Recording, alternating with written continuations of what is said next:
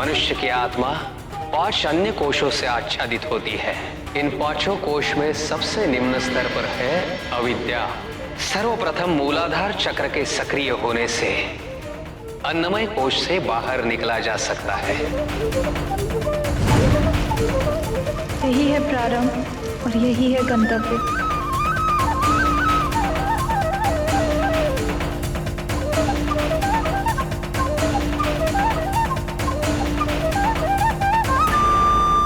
यदि सबसे पहले आप अपने आप को अन्नमय कोश से मुक्त कर लेती है तो आप प्राणमय कोश के स्तर पर पहुंचेंगी। इस कोश को प्राणवायु फलीभूत करता है। प्राणवायु के विकार से अहंकार और अज्ञान से ग्रस्त होते हैं। तदुपरांत नाभि में स्थित स्वादिष्ठान चक्र के जागृत होने से प्राणमय कोश से मुक्ति पाई जा सकती है।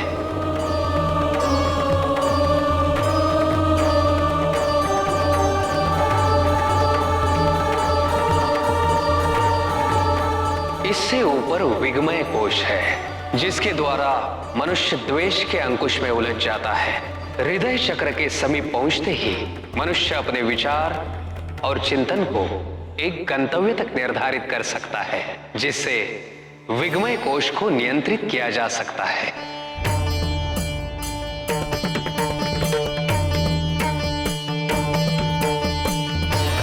आनंदमय कोश जो सदा सत्व से रचित होता है। ऐसे मनुष्य हर परिस्थिति में भाव विभोर और तन्मय रहते हैं। जब मनुष्य सुखकारक भाव अथवा दुखकारक भाव को तटस्थ रूप में ग्रहण करने के योग्य हो जाता है, तब वह आनंद कोश को पार कर जाता है।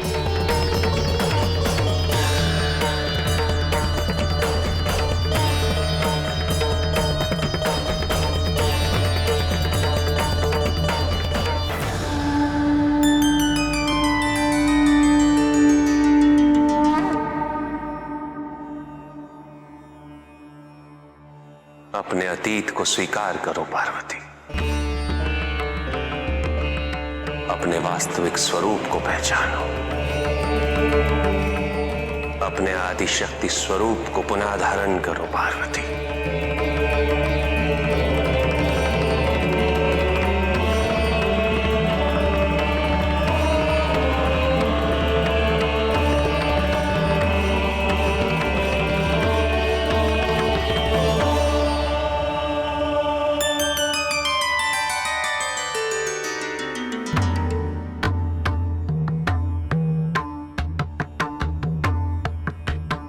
इसी स्थान पर किसी ने समाधि ली थी। अब तुम लोगी पार्वती।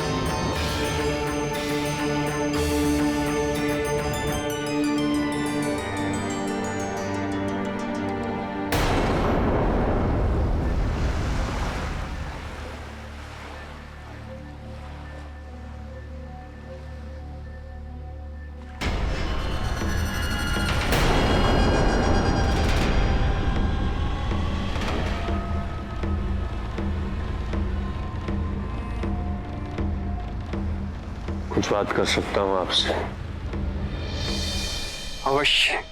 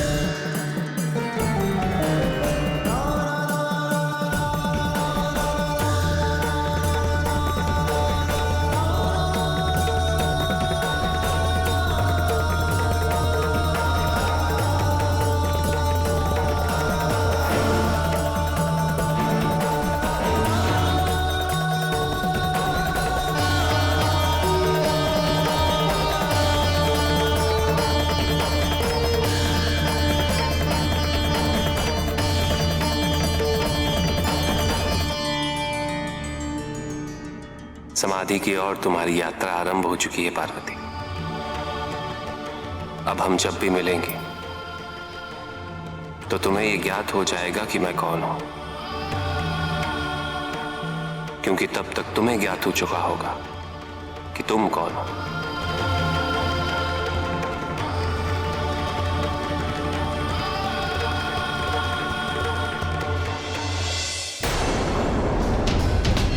यदि महादेव शक्तिशाली है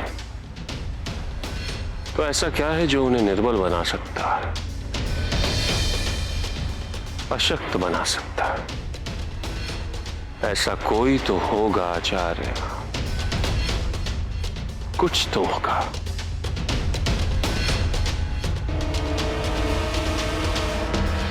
हम सब में ऐसा कुछ ना कुछ अवश्य होता है जो हमें शक्तिहीन कर देने की क्षमता रखता है।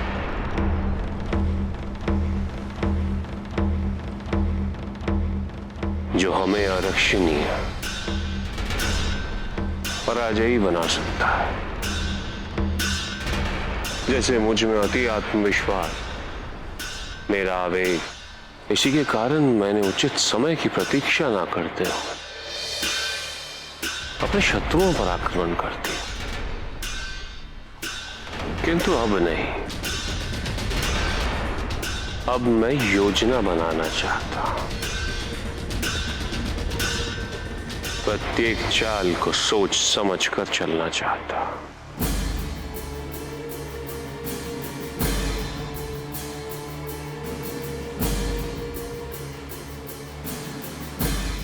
मैं महादेव की शक्ति को जानना चाहता हूं, उनकी दुर्बलता का कारण भी जानना चाहता हूं। जलंधर आचार्य, महादेव की महानता का बखान नहीं सुनना चाहता। मैंने ये प्रश्न अपने आचार्य से किया है, अपने गुरु से किया, महादेव भक्त से नहीं। मुझे उत्तर चाहिए। भक्ति? आचार्य, मैंने आपसे कहा ना, मैं महादेव के प्रति सच्ची भक्ति ही उनकी मानसिक दुर्बलता बन सकती है।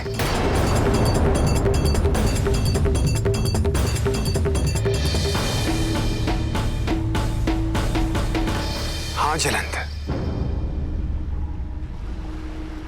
यदि तुम महादेव के भक्त बन जाओ तो तुम्हें अपने सभी प्रश्नों का उत्तर स्वयं प्राप्त हो जाए। भक्ति दसत्व है, पराधीनता मेरे मूल सिद्धांतों के विरुद्ध है।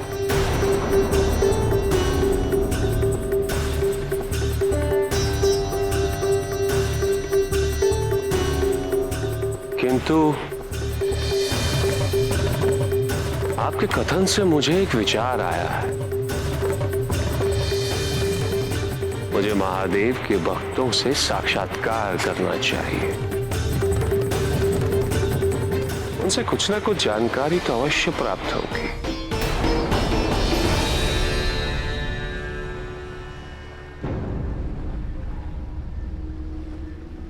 यदि गुरु की भूमिका से महादेव भक्त की भूमिका अधिक महत्वपूर्ण ना हो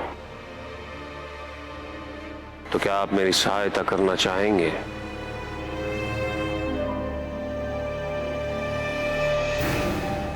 क्या आप मुझे ये बता सकते हैं कि महादेव के भक्तों में प्रमुख कौन है?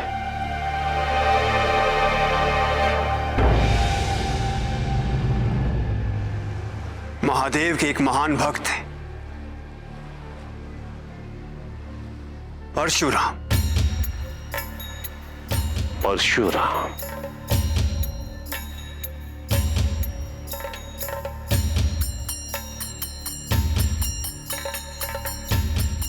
भगवान विष्णु के छठे अवतार, जिन्होंने महादेव को अपना गुरु मानकर उनसे युद्ध विद्या प्राप्त की।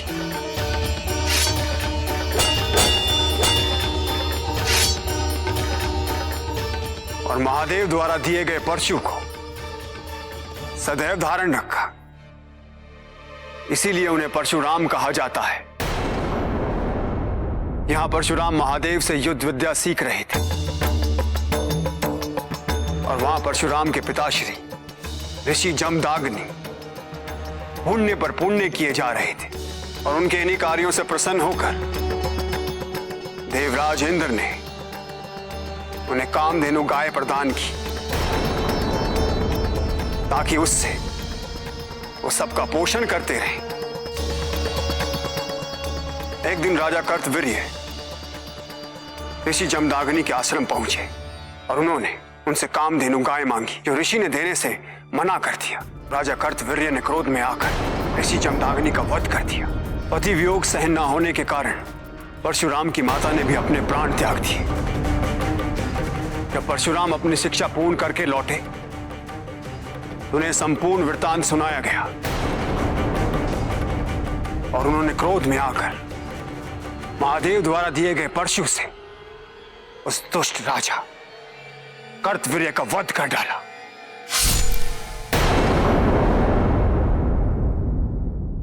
तब से लेकर आज तक वो सदैव क्रोध में ही देखे जाते हैं।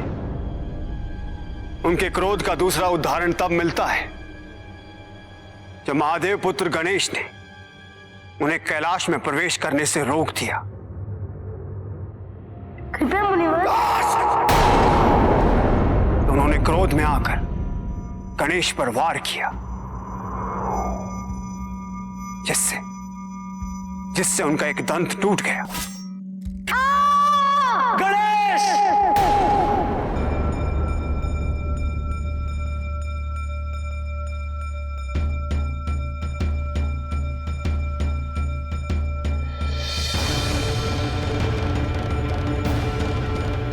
कहाँ मिलेंगे परशुराम?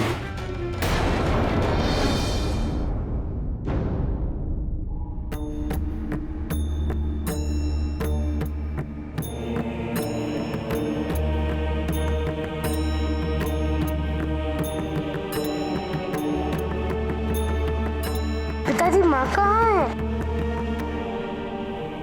क्या उनकी समाधि पूर्ण हो गई? नहीं गणेश, अभी समय शेष है पुत्र। किंतु समाधि की सफलता हेतु जो भी अनिवार्य था वो किया जा चुका है।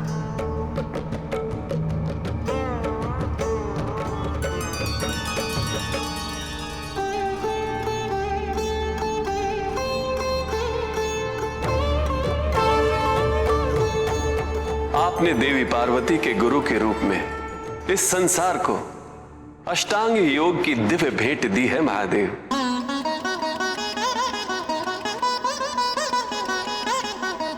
महादेव, अनंत काल तक असंख्य व्यक्ति अपने परम तत्व की खोज में इस अष्टांग योग के पथ पर चलेंगे।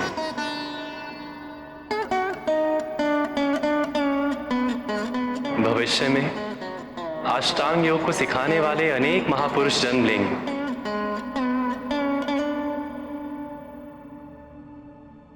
किंतु आदि योगी तो केवल आप ही हैं और आप ही रहेंगे।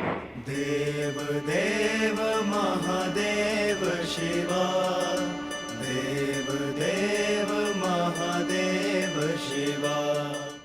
पार्वती समाधि की अवस्था में प्रवेश कर चुकी है।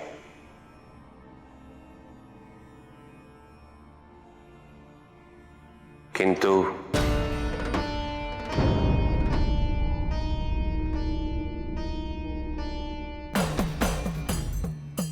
पार्वती को भारी संसार का कोई भी बोध नहीं।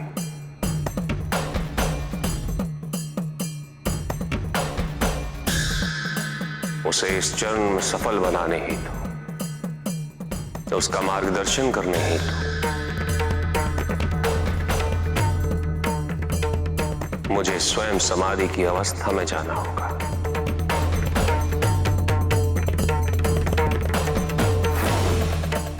पुत्र, मेरी अनुपस्थिति में पार्वती की समाधि में कोई भी बाहरी तत्व किसी प्रकार का विघ्न उत्पन्न ना करे, इसका दायित्व तुम दोनों का है।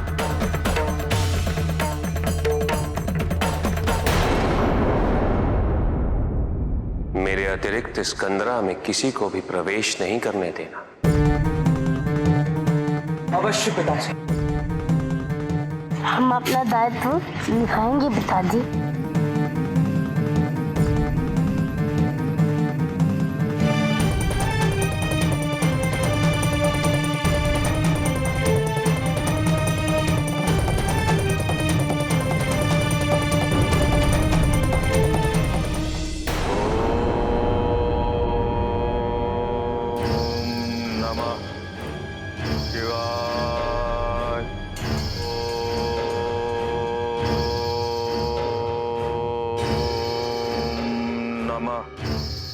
शिवाय। ओम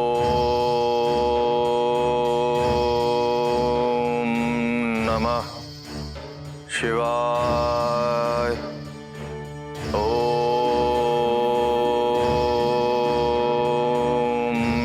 नमः शिवाय। ओम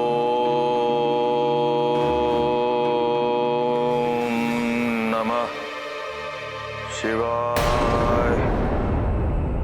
ओम नमः शिवाय।